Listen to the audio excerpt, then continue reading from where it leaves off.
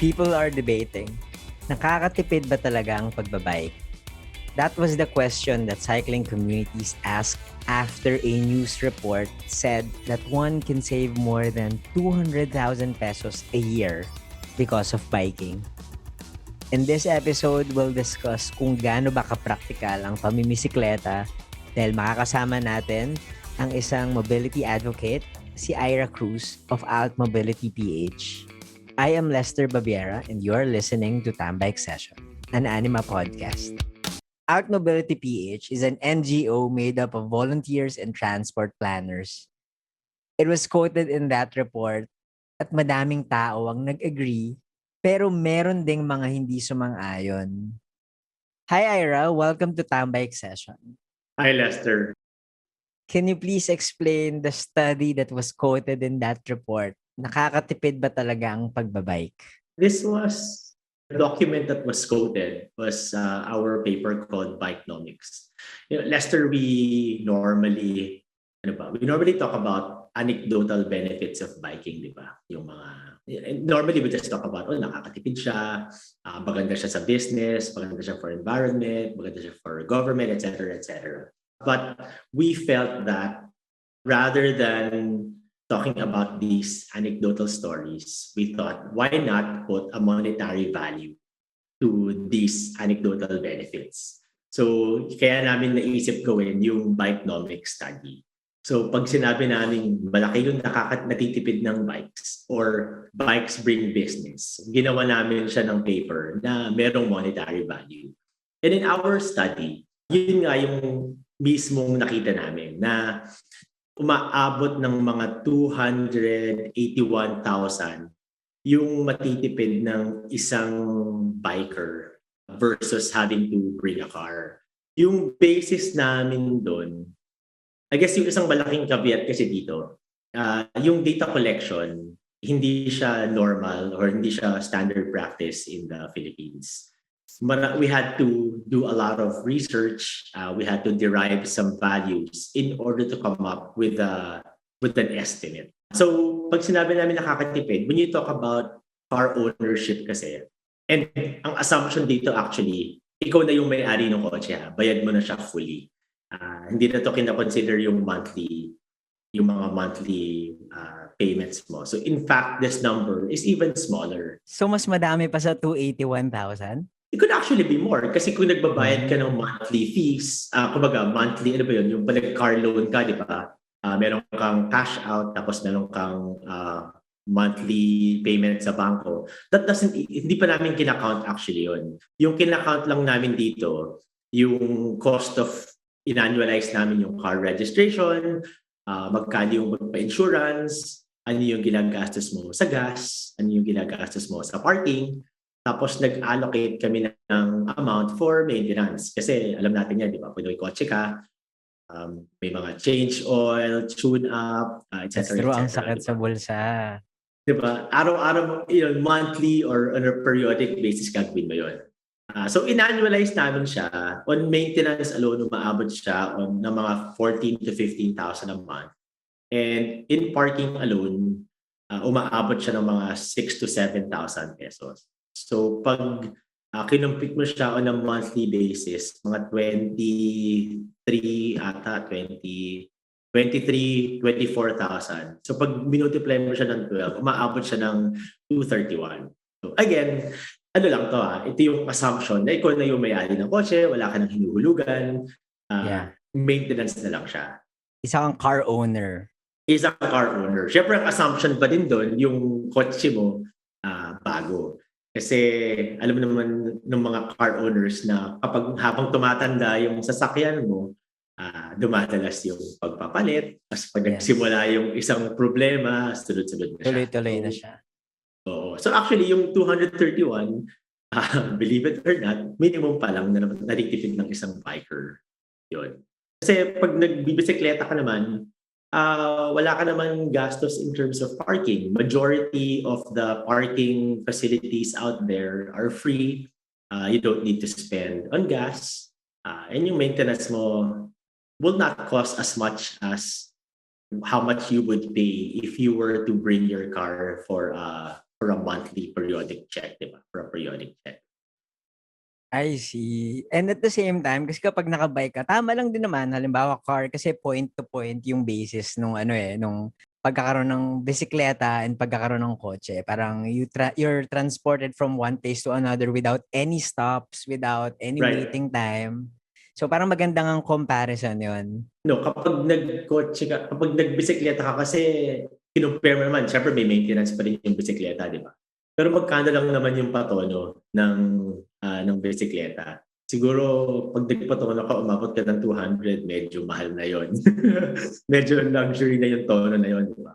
And kahit gawin mo every week yon, hindi naaabot to the same amount as how much a car would spend for a periodic checkup. Kasi I think Toyota probably would have the cheapest in terms of periodic maintenance. And even then, you would probably cough up easily mga 5 to 7,000 on any periodic maintenance. Ira, are you familiar with the reaction of the public regarding the quote-unquote nakakatipid statement? Hindi raw nakakatipid, sabi ng iba. While others, they agree. Hindi ko actually nakita. Hindi ko alam na meron palang negative reaction dun sa article na yon. Talaga, maraming mga hindi naniwala. And then they're even saying na, sino pa nagsabi niyan? Out Mobility PH was quoted. For those who are unfamiliar, let's tell them, what do you do in Out Mobility PH? Why are you credible in doing these studies? First of all, we are a group of transport planners, transport practitioners, and volunteers that advocate for better mobility in our country. What we want to do is to make traveling around in our cities more efficient. What gives us credibility? I guess the part where we do this for a living. We're transport planners. We are transport practitioners. But I think more than any credential, we are ordinary commuters. We understand what it's like to take public transportation. We understand firsthand what it's like to ride a bike to work as a main mode of transportation. Meaning, hindi kami nagko-commute and hindi kami nagbibisikleta for fun. Talagang as a way of transportation siya. And that makes a lot of difference. Kasi pag nag-commute ka once, it's not enough for you to really understand the pain points of commuting. And the same thing goes for biking. Biking on a Sunday once does not give you enough understanding of the challenges of being a biker. Iba din kasi yung hinahanap ng weekend biker sa pangangailangan ng isang bike to work na person. Isang like daily for instance, commuter. Oh, iba yun eh. Like for instance, if you're a weekend biker, syempre yung goal mo pagpawisan, you're in full gear. Fun, ganyan. Oh, fun. Tapos iba syempre yung gamit mo. But if you're a if you're a daily bike commuter kasi, syempre iba yung pangangailangan mo. Syempre gusto mo sana hindi masyadong pawisan ng madami or hindi masyadong pawisan o kaya may dala kang gamit kasi pagdating mo sa opisina magbibihis ka. Minsan dala mo rin yung laptop mo. So iba rin yung cargo ng bike mo, di ba? Tapos iba rin yung pinupuntahan mo. Syempre, nagbibisikleta ka sa EDSA, sa Quezon Avenue, C5 versus biking on the weekend where there are less cars on Sundays. Tapos, hindi ka man papunta ng mga Makati, papunta ka ng Tipolo, ganyan, or Basubso. So iba yung pangailangan niya. And I think that's what on top of the credentials, on top of the things that we do for a living, that gives us a front view or a very good appreciation of what it's like to plan for transportation. We ourselves experience this on a first-hand, on a very intimate level. Alam namin yung like kahapon, hindi ako nagbisikleta from my meeting, pero nag-EDSA busway ako.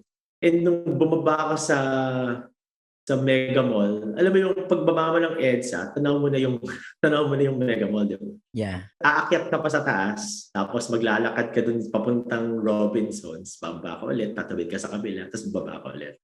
Kung pinatawid na lang sana nila kami, mas madali siya, medyo Direkta, yeah, correct. nadagdagan ng 300% yung lakad ko. And this is the kind of on top of our credential as in what we do for a living. This is what gives us that credential to talk about these things because we understand on a first-hand basis what does it really feel like to do this every day. Iba kasi yung nag-commute ka ngayon tapos iba yung araw-araw mo siyang pinagdudusahan, di ba? I guess yun Yeah. eh. For all of those people that don't believe it, we invite you, let's commute every day para you can tell us for yourself if it's true or not. Ayan, para sa mga kume-question ng credibility nung nakakatipid na study about biking, there you go, Altmobility PH. Hindi lang sila professionals, they also experience it every day, daily, and they have a better understanding of kung ano ba talaga yung nangyayari sa sitwasyon natin on the ground as commuter and yung transport system natin. Oo, iba rin yung naranasan mo ikaw mismo yung mabangga ng taxi or ikat ng jeep. Yeah. Iba yun, Oh, iba talaga yun. iba. Tapos para magkakaroon ka ng sense of passion on how to make things better. Kasi ayaw mo na ma-experience yun at ayaw mo ma-experience ng ibang tao. Correct. So Ira, you mentioned na isa kang bike commuter. Ikaw personally, how much money do you think you save per year or at least per month para mas madaling ma-compute? On a per month, kasi in my mind, kung hindi ako magbabike at hindi ako maglalakad o magko-commute, the alternative would either be mag-grab ako, di ba? And ina-estimate ko for where I normally go, aabot siguro ng mga 300 to 400 per way. So on a daily basis, siguro aabot ka ng 700 to 800 per day.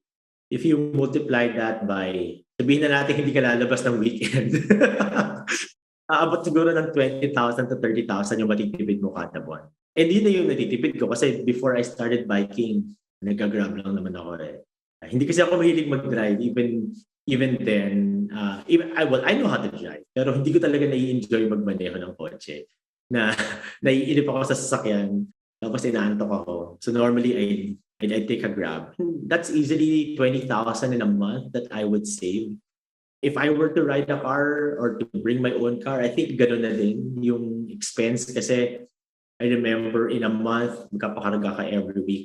And you could easily be spending 10,000 a month on gas. Tapos parking pa. And where my work is sa BGC and sa Makati, aabutin ko talaga ng 10,000 per month sa parking pa lang. And hindi pa dun counted yung inconvenience ng ililipat mo yung kotse mo. Hindi ko alam kung narinig mo na yun, yung ginagawa namin totoo. dati na every 4 hours ilalabas mo yung sasakyan mo para Kasi mahal yung yung per hour na dagdag. Oo, so hindi pa Grabe counted yung hassle. lalabas ka. Siyempre, papatak din sa gasolina yon. So, I imagine know. 20,000 to 30,000 a month yung natitipid ko sa pamimisikleta. And if you annualize that, mga 300,000 pesos yun in a year. And I remember, parang ganito nga yung total na nakita ko. So, I remember a few years back, di ba, pwede kang pumunta sa Grab page mo online. Tapos makikita mo yung total spending Yes, mo. oo, ang sakit Oo, 'di ba? makita So, pag 'di ba, I mean, naipon. hindi mo siya nararamdaman eh, kasi syempre every time magko-commute ka pa 100, 200, ganyan, 'di ba? Tapos yung pala gano'n na kalaki yung nakukuha sa'yo every year on commuting alone. So, I Yeah. feel yun yung natitipid natin. Kinompute ko din yung sa akin eh. If I take Grab yung ginawa kong comparison or taxi kasi yun nga, point to point Yeah, yung oo. basis ko. Like hindi ako mag-aabang sa terminal, hindi ako hinto somewhere and maglalakad and magta-transfer to another vehicle. So na-compute ko, yun nga, mga around 144,000. For ano lang yun for two-way lang yun. So hindi pa dyan counted. Halimbawa, gusto kong pumunta sa coffee shop na ganito or I'll meet some friends during the weekend. Yun ba, 5 days lang yung computation ko. Oo. So mga around 144,000 yung natitipid ko per month alone Yes. sa pamasahe. So, Tama. na-realize ko din last year nung pina-maintain ko yung kotse.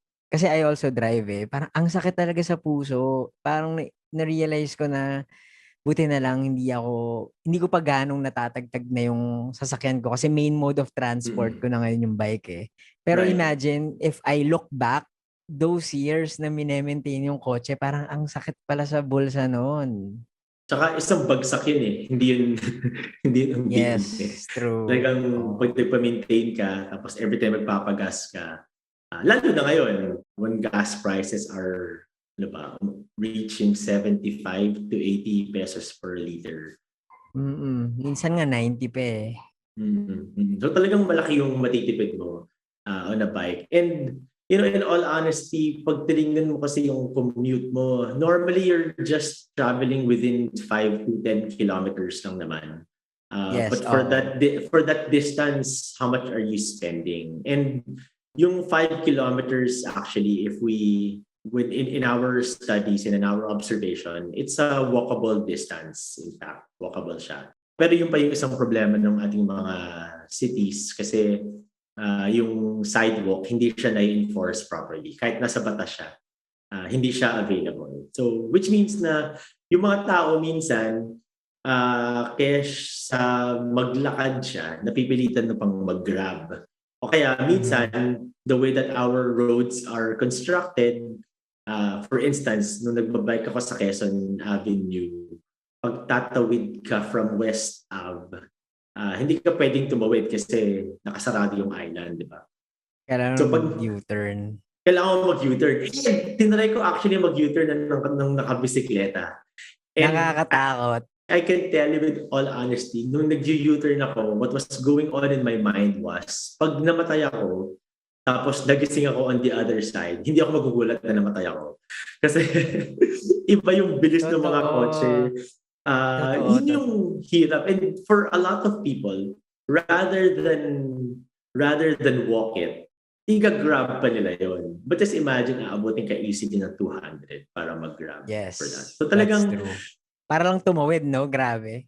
para tumawid lang. And in all honesty, hindi ko rin, now that it's sunk in a little bit more, hindi ko maintindihan kung bakit hindi sila makapaniwala na umaabot ng minimum of 231,000 per year yung natitipid.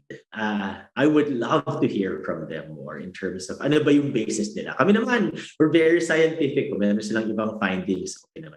Pag-isipan. Pero Yes, on my that's own experience, and based on your story, it seems to resonate with a lot of people. baka tama yung observation mo na hindi kasi siguro nila napapansin dahil parang per day yung tingin nila, hindi nila naiisip na pag naipon lahat ng gastos nila on Grab or even in public transpo eh, di ba? Kahit sabihin mong 11 pesos yung jeep, kapag inano mo yan, in-add up mo yan, it's gonna be still big, di ba? Makakabili ka na ng a nice gadget or a nice upgrade to something, 'di ba? Baka gano'n, hindi nila nakikita yung long term nung nasa-save Oo. nila kasi parang Oo. yung moment lang na yun yung nakikita nila na parang, Yeah. one day lang or isang bagsakan na gasto sa mga bikes. Well, later, basahin natin yung mga comments ng mga tao and let's react on them. Sige. So, another thing that they were saying nga, na kaya hindi sila naniniwala na nakakapag-save sila ng money is about their upgrade. So, kung magba-bike man sila, mag-upgrade sila ng bisikleta. What can you say about this? First of all, hindi mo naman kailangan mag-upgrade ng bike. Kung if you're a bike commuter, no? Hindi mo naman kailangan mag-upgrade or hindi mo kailangan ng sobrang mahal na bike. And I say that because a lot of people have already been depending on biking as a form of transportation for several years now. When we talk about ordinary bike commuters like yung mga construction workers, waiters, security guards, what have you, these are people that have depended on biking as a main form of transportation way before biking was a thing, way before the pandemic. And if you look at their bikes, it's nowhere near the upgrades that a lot of people are that a lot of people are probably talking about. No? If you observe them, minsan nga wala pang preno, ginagamit na lang nila yung tsinelas nila. Nakita ko yun eh. Nagbabike siya, tapos yung tsinelas, yung paa niya, parang ini-extend niya sa likod para tapakan na yung gulong. Parang ginagamit niya yung tsinelas siya pang preno yung bike niya. And a lot of these people, minsan wala pa silang gear. And in fact, ngayon pinag-uusapan natin, di ba? Pag nakatsinelas yung biker, mas malupit yung biker. Yes. And these are people that bike on bikes na yung tinatawag nating 2.5 na bike, di ba? Magkano lang yung surplus na bikes na to. So really, if you're talking about biking as a main form of primary form of transportation, you really don't need to spend that much. I'm not saying that I do not spend on my bike because I do, but it's still cheaper than what it would have cost me if I was paying down payment and monthly bank payments on a car, right? Ano ba yung ginagastosan natin normally? Siguro accessories. And accessories like bags, ilaw, magandang Racks. handlebar, racks. Pero if you think about it, we're not adding unnecessary things on our bike. Pag sinuwatotal mo siya, hindi siya unnecessary. Kasi doon mo nilalagay yung bag mo, gusto mo ng magandang saddle kasi syempre masakit sa puwet pag nagbibisikleta ka for siguro mga 20 to 30 minutes kang nagbabike.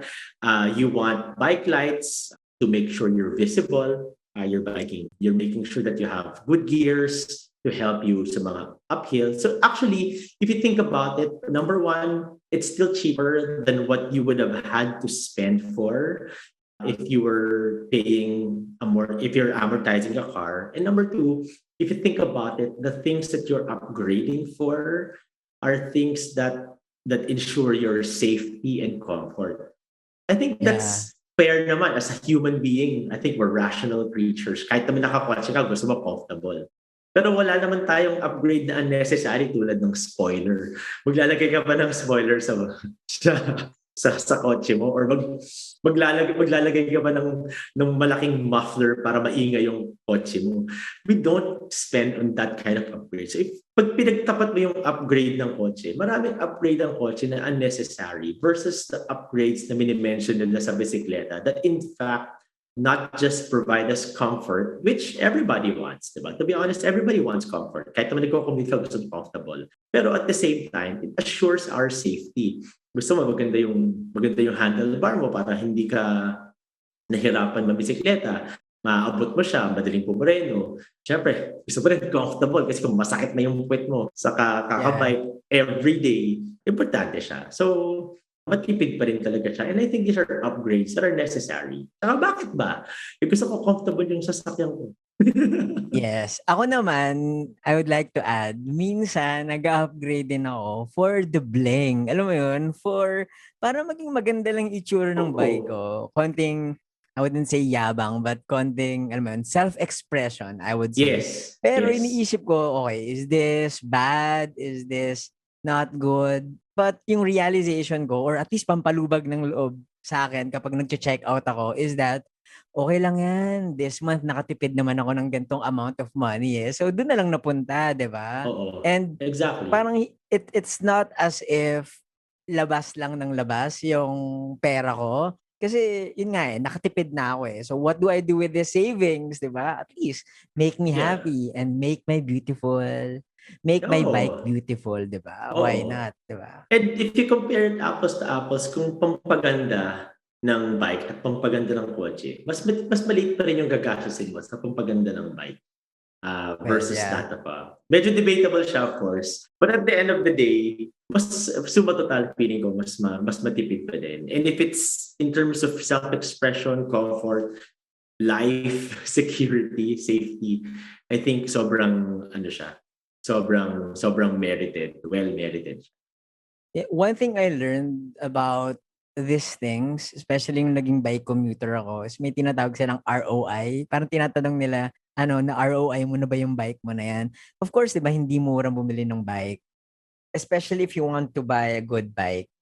I take it as an investment. Mhm. So tama Oo. yung ROI, return of investment. So Oo. after a few months, na ROI mo na yung bike mo eh. Kasi yun nga, hindi ka na masahe, hindi ka nag-taxi, hindi ka nag-gumastos for gasoline. So I think more than anything else, yung a bicycle and upgrades, it's an investment. Kasi yun nga, hindi Oo. sasakit likod mo, hindi sasakit yung kamay mo, and Mm. komportable ka sa biyahe Oo. mo. And mas magaan yung ahon, I guess, ganun. And I think one of the things na I guess they're forgetting to include and to put value on is your productivity. For instance, the other day, nasa BGC ako kasi may meeting ako. Pero in between, na-realize ko kailangan ko palang pumunta sa Makati. Because I was just on a bike. I was able to go back. I was able to bike to Makati in 10 minutes and be back in BGC in time for my other meeting. Yun yung mga bagay na hindi na dapat i-quantify pa in terms of value. Yung Yeah. predictability ng pag-uwi mo. Like public transportation is unreliable right now.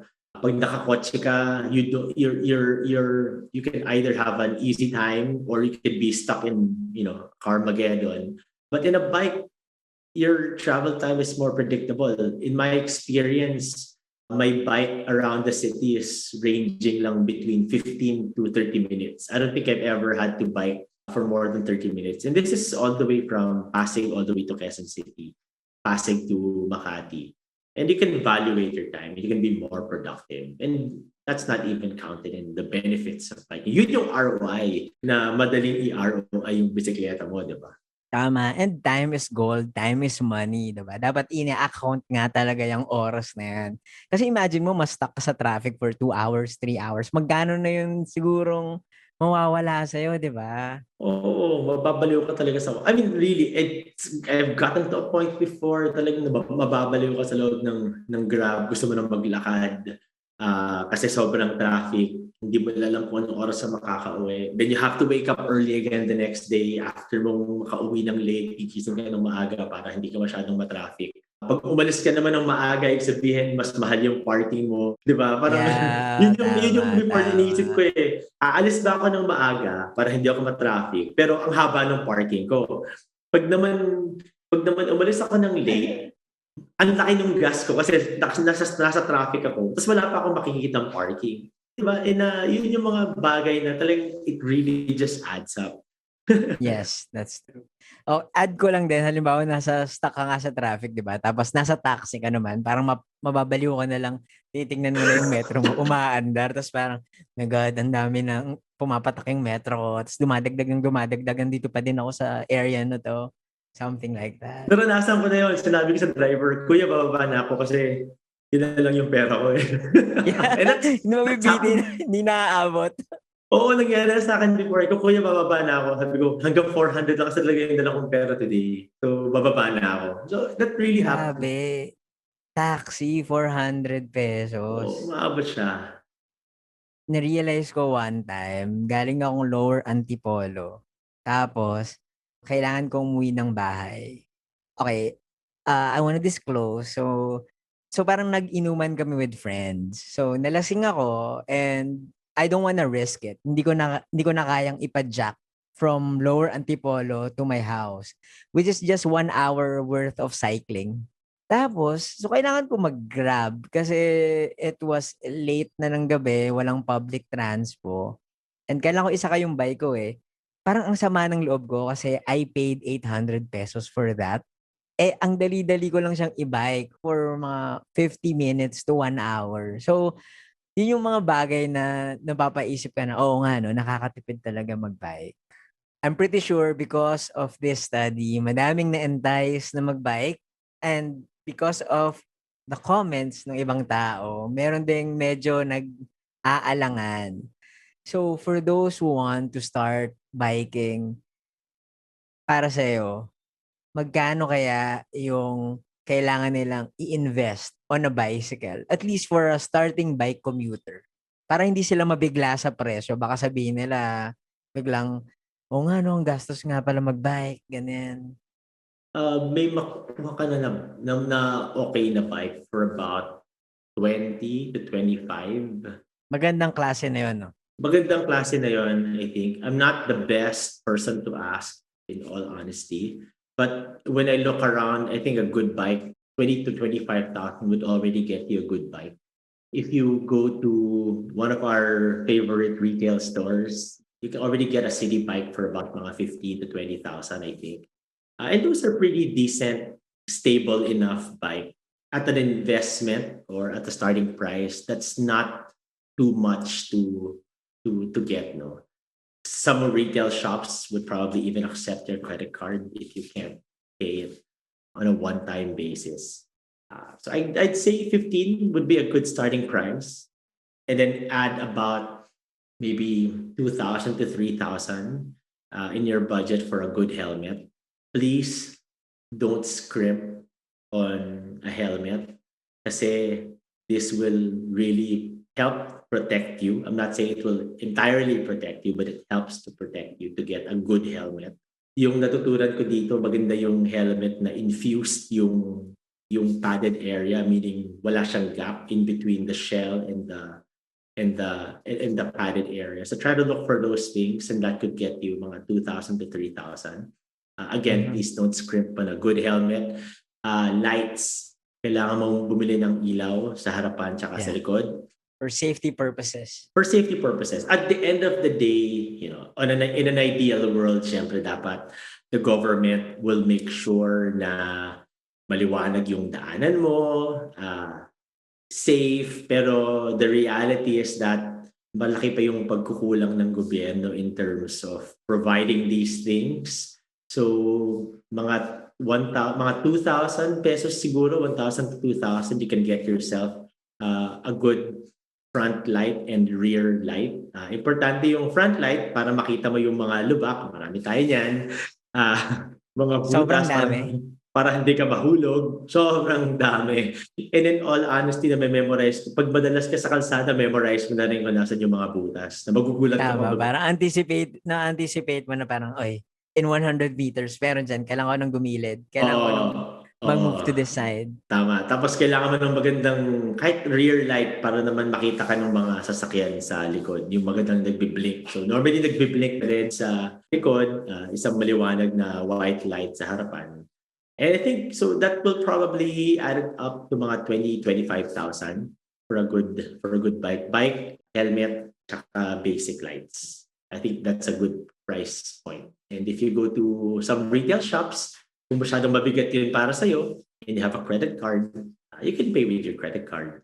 Other people, they're shocked. Nakala nila, yung bike lang talaga yung bibili nila na mahal. But at the same time, hindi nila naiisip na, oh no, kailangan ko rin palang bumili ng mga accessories.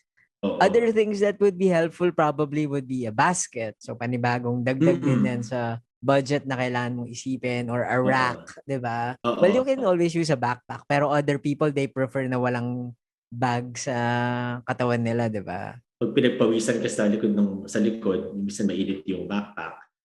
Tama ka. So mga racks din, pwede rin.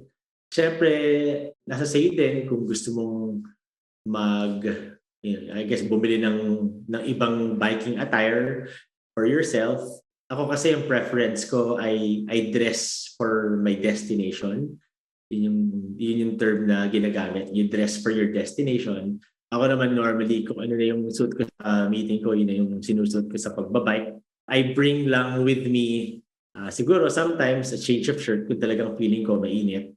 Or nag-i-invest din ako, mura lang naman siya, wipes, nakalagay dun na iniiwanan ko na mismo dun sa bike ko. So that when I get to my destination, I just, wipe myself down so I can feel a bit fresher. Yung pinipili ko pa yung mint na wipes. Para may cooling effect. Oo, para may cooling effect that I change my shirt and you feel brand new. Siyempre, we're not gonna lie about it. We live in a tropical country. Biking is a physical activity. So, pagpapawisan ka talaga. But it also depends on you. May mga taong pawisin, may mga taong hindi masyadong pawisin. So it's really up to you if you want to bring an extra change of clothes. Depende rin sa destination mo. Kung gusto mo mag-air dry na lang, pwede rin naman. But I guess, 20 to 25,000 would be a good start. You can get yourself some accessories or backpack, depending on what you want to do.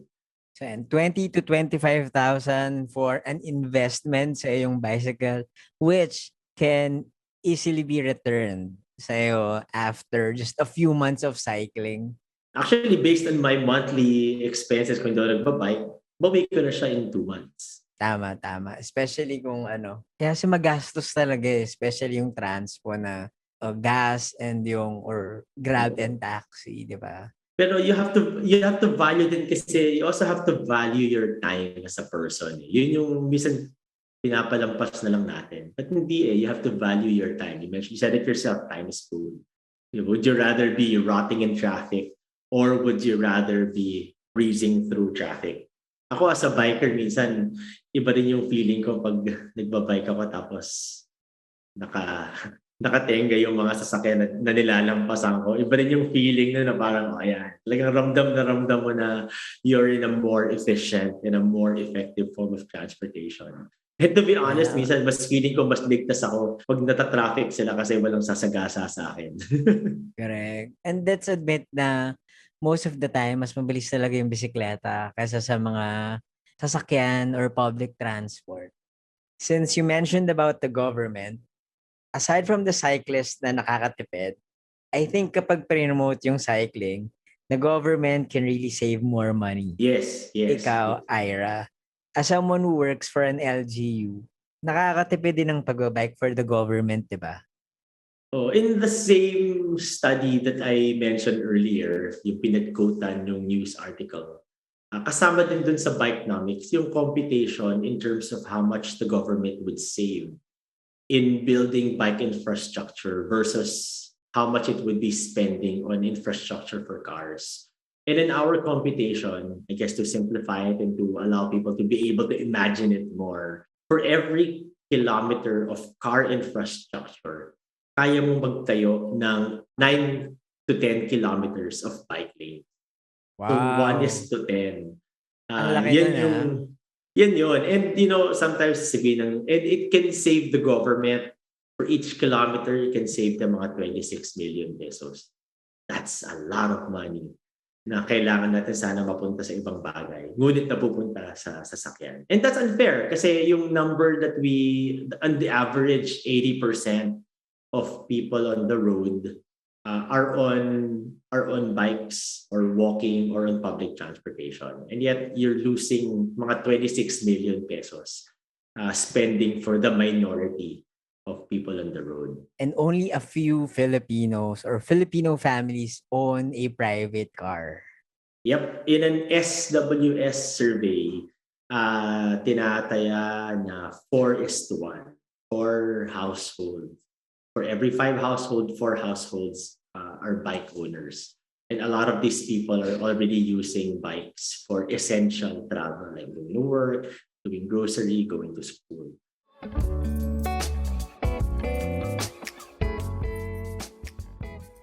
Nag-collect ako ng mga comments ng mga tao regarding that report na sinasabing nakakatipid ng 200,000 pesos plus ang isang siklista per year. What can you say about this comment? Nakakatipid ako ng gas, parking fee, at sa pagpapaayos ng sasakyan. Okay din sa oras dahil hindi nata-traffic. Dahil sa exercise na siya, hindi na din ako nahihirapang isingit pa ang exercise sa oras ko. Nakakatulong din siya para matanggal ang stress. Hindi yung mga benefits na hindi pa natin na-measure. Actually, tama siya na it's also, so as I mentioned earlier, the reality is that we live in a tropical country and exercising is a physical activity. And tama, na-exercise ka. Tapos, when we were talking to one of our partners na doctor, health practitioners, sinasabi niya, before the pandemic, when you look at the benefits of biking, sinasabi nila that this is great for preventing non-communicable diseases. But now that we're in a pandemic, not only does it help you prevent non-communicable diseases, it also helps you prevent communicable diseases like COVID. If you look at the state of our public transportation, it is as much a health issue as it is a mobility issue. Kasi That's sa correct. sobrang siksikan ng mga tao, wala nang ventilation sigurado yan. The Move As One Coalition released the other day pictures of their yung mga ganito, yung mga CO2 meter. Umaabot ng mga 2,000 sa loob ng airport tsaka sa loob ng mga LRT, MRTs. And so biking actually saves you from getting communicable diseases and non-communicable diseases. Na nagiging result ng saksakan ng sama ng state ng public transportation natin. Yeah, and in a way, when you look at it, makakatipid ka pa kasi hindi ka mo hospital, hindi ka bibili ng gamot, hindi ka Oo. mako-confine, di ba? So, health Oo. is wealth, sabi nga nila, right? So health-wise, there's really a lot to gain. And in all honesty, I lost a lot of weight because I started biking. Yes, totoo. Ako, I don't know kung naka-lose ako ng weight kasi ang sarap kumain after mag-bike. Kagaya nung sabi nitong isa pang nag-comment, tipid nga dahil hindi nagagas at parking, kapagod nga lang lalo na pagpaahon. Tapos, ang lakas pa kumain pag uwi at tubig. Panggasolina mo, sa tubig naman napupunta kasi kailangan mong maligo. Oh, what can you say about this, Ira? Okay, okay na sa akin na yung 20,000 na natipid ko napunta naman sa kinain ko. Tama Kesa yan. naman yung 20,000 ay pinanggas ko at pinang-parking ko. So okay na rin sa akin yun. Kasi ang magandang effect din ng biking, nakakatulong siya sa economy. Part ng Bikenomics study sinasabi namin na yung mga businesses can generate as much as 25% more because of bikers. And this is true. One of the restaurants here in Capitolio, he attests to the benefits brought to his business because of bikers. Mineasure talaga niya ilang percent ng sales niya yung nakukuha sa bikers. And maganda dyan, yung space na ina-allocate mo for one car, ilang bikers ang ma-accommodate nun. And I'm sure you know this, meron tayong favorite na coffee shop sa White Plains. Yung one parking slot nila, ginawa nilang dining area at ginawa nilang bike parking. Yes, If Kuro ba that was to? Kuro yun, Kuro nga. If you put a car there, malamang ang customer lang nila, one or two. Pero because of the way that they designed it, you have bike racks that can accommodate as many as 10 to 15 people at a time. So that's why in the same Bikenomics study, we're really saying that businesses can generate as much as 25% more revenue from bikers in a month. Balikan ko lang yung sinabi mo kanina na better na yung 20,000 pesos na natipid mo would be used for food and drinks. Tama nga naman Oo. kasi at least yung pagkain na kakain mo, yung gasolina hindi mo naman naiinom yun, di ba? Oo. At kakain, di ka naman pwedeng hindi kumain, di ba? So dagdag pa yun. Yeah, Hindi ka that's naman pwedeng hindi true. kumain, di ba? Yeah. Tsaka Di yung ba? ahon, well, I think that's part of our roads. Hindi naman natin Oo. maiiwasan yan kasi meron Oo. talagang mga uphills. Well, Yeah. kagaya nga nung, Pero ito yung natutunan ko sa biking, no? Nung nagsisimula akong mag-bike, nare-realize ko na napapagod ako kasi I'm trying to keep up with the speed of the vehicles around me. What I've learned is that, una, bakit ako magpapapressure sa mga cars around me? Hindi ko naman kailangan tumakbo as fast as they do. Number two, kahit mabagal yung takbo ko, mauunahan ko pa rin sila. And we know this as bikers. No? Businahan ka, pipinahan ka sa kalsada, pero makikita rin kayo sa intersection pareho, di ba? Ikaw panayan lang yan. yung biking mo. Pero yun din kasi yung nagpapadagdag sa pawis tsaka sa pagod natin. Kung nagmamadali tayo. Now yung uphill, pwede mo naman siyang hindi ihataw, pwede mo naman siyang dahan-dahanin. Yung ultra, Pwede mo for instance, lakarin. pwede mo ilakad. Yung ultra, tinry ko yung e-bike. Binagalan ko lang. Sobrang baba ng gear ko para lang dahan-dahan. And 2 minutes, 3 minutes, nasa taas na ako ng Captain Henry Javier. So if you think about it, you really don't need to rush. Hindi mo kailangang magpa-pressure sa mga kotse around you. You don't need to rush because of them. In fact, they're supposed to give way to you because you're a more vulnerable road user. So, iwas pawis din yun, iwas pagod, ingas hingal. sa pagbabike. Eto, last comment. Nakatipid ako ng bad trip sa pagsakay sa public transport. Totoo. Pero I guess, okay, meron din certain level of patience na kailangan as a biker. I think lahat tayo, whether you're riding a car, taking public transportation, riding a bike, I think because of the decaying state of our transportation system, I think it's forgivable for some of us to lose patience every once in a while. Kasi talagang our transportation system has been designed to favor cars. And even then, Yes. merong road rage kasi talaga sa sobrang frustration ng mga drivers. Just imagine na lang what it feels like to be a vulnerable and a discriminated form of transportation like biking. So don't worry, I think that's allowable for you to feel frustrated. In fact, kung magalit ka man, lalo pag siningitan ka or kidnap ka, I think that's forgivable and that's completely understandable. Syempre, it just depends on how you deal with those Yeah. after. At the end of the day, that's really just up to you how you will act on it. I won't say Yeah. how I act on it, pero I know what you mean. Correct. Pero parang realize ko din well, throughout my biking experience is that people would always offer personal mobility because wala silang other options na maayos. Kaya, yeah, they go for cars, they go for bicycles. Well, of course, pag hindi nila afford yung car, dun sila sa cheaper alternative, which is a bicycle. Pero I think kung maayos yung public transport naman natin, di ba? Parang many people would still ride the train, many people would ride the Yeah. bus. Pero yun nga unfortunately, wala tayong ganun. Yeah. And ang masama din kasi dyan, especially at the beginning of the pandemic, when the government shut down public transportation, naging dalawa lang yung pinagpipilian ng mga nagko-commute. No? Either magbibisikleta o maglalakad sila or maghuhulugan sila para bumili ng motor.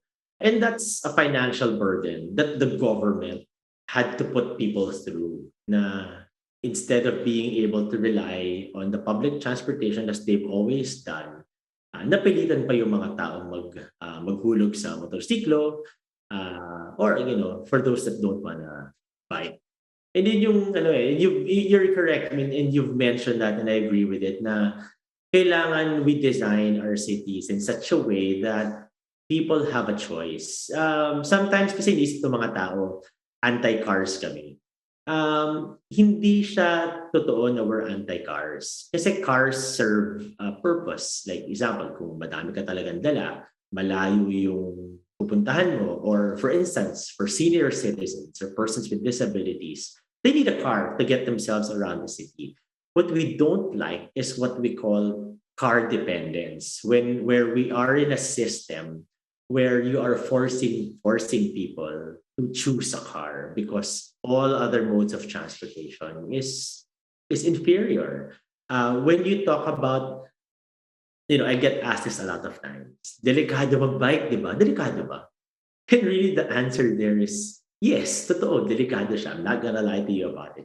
We were talking about this before. Yung saying na you have your skin on the game or in the game. Yeah.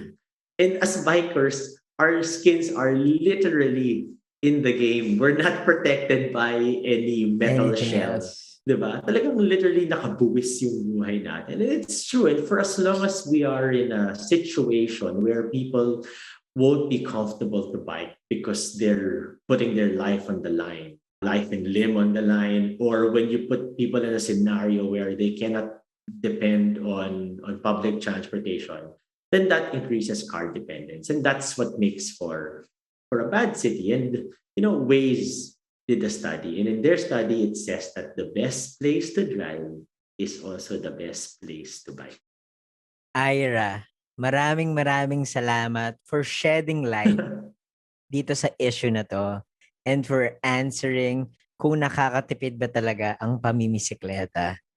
And for sure, based sa usapan natin, it's proven, malaki talaga ang matitipid mo sa pagbabike. Nakakatipid ka hindi lang in terms of your finances, but also in terms of your time. Beneficial din siya sa iyong health, nakakawala ng stress. Again, Ira, maraming salamat. Where can we find Alt Mobility PH para malaman namin at ma-update kami sa inyong mga activities? Yep, you can follow Alt Mobility on Facebook. You can like us on Facebook, or you can follow us on Twitter or on Instagram at Alt Mobility PH.